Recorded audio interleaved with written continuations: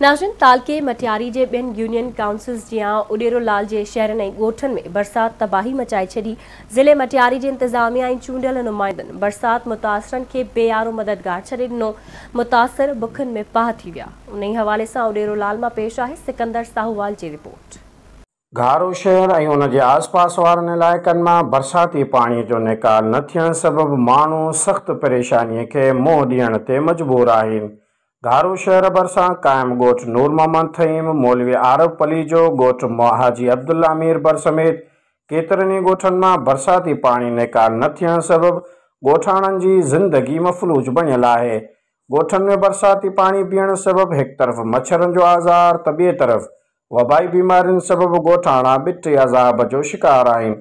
ॻोठाणनि में साहिबी हैसियत माण्हू पंहिंजी मदद पाण तहत ग़रीब ऐं बेपोच माण्हुनि जी मदद त कनि पिया, पर अफ़सोस जो चूंडियल नुमाइंदनि तोड़े ज़िले इंतिज़ामिया मां वटनि हेसी ताईं को बि लड़ी नाहे आयो।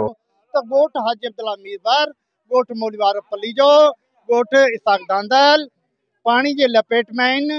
हिननि में काफ़ी घर मसमार थी चुका आहिनि ऐं ॻोठ पीर अहमद शाह, ॻोठ माणक पालारी, ॻोठ रमज़ान कात्यार, हिते माण्हू जा काफ़ी अॾा तॾा चट थी विया आहिनि। हिननि माण्हू हिन वक़्तु लंघण ते ॿोलियुनि में ॿुधायूं पाड़े जा ग़रीब आहियूं, तंगाई आहे, पाणी अचे थो न चढ़ा बच्चा आहिनि, बेरोज़गारी आहे,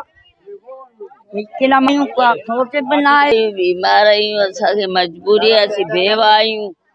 बरसाति पई आहे, असांखे खीअण न कोन थो मिले, असांखे इम्तियाज़ ॾियो महिरबानी करे, असांजी मदद करियो, बीमारी में करियो। के बि असांजी मदद कोन कई आहे। असांजे रोड बोड सभु टुटी विया आहिनि। हे साईं वारनि जी महिरबानी किथां बि चंदो करे आया आहिनि, असांखे थोरो ई घणो ॾिनो आहे। तो रोड बि टुटी विया, तमामु इलाही घणो नुक़सानु थी वियो।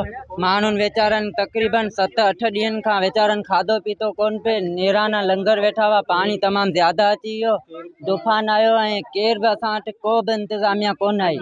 हितां जे ॻोठाणनि सिंध हुकूमत ऐं चूंडियल नुमाइंदनि खे अपील कई आहे त ॻोठनि मां बरसाती पाणी निकाल कराए संदन माली मदद बि कई वञे। तुफ़ैल अहमद पंवर, आवाज़ न्यूज़, घारो।